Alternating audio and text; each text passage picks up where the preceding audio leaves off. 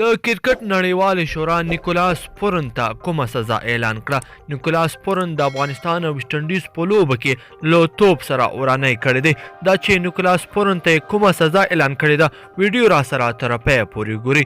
ګرانو کتونکو او مینوالو السلام علیکم.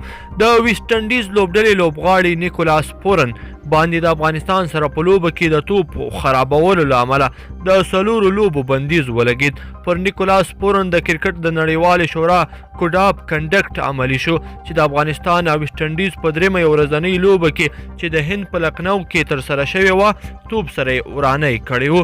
نیکولاس پورن د آرټیکل 2.14 نه سرغړونه کړې وه او د توپ د حالت بدلولو هڅه یې کړې وه چې د ویډیو ترلاسه کېدو او د هغې له څېړلو وروسته پر هغه باندې د 4 لوبو بندیز ولګېده چې د افغانستان او ویسټ انډیز په راتلونکو 20 اوریزو لوبو کې به ونه لوبېږي او همداراز د هغه په ریکارډ کې د ناسم کردار 5 نمرې هم زیاتې شوې. نیکولاس پورن خپله تېروتنه ومنله، نو له همدې امله د پیښې په برخه کې کوم ځانګړې ناسته نه ترسره کېږي چې نیکولاس پورن دې ورته وړاندې شي.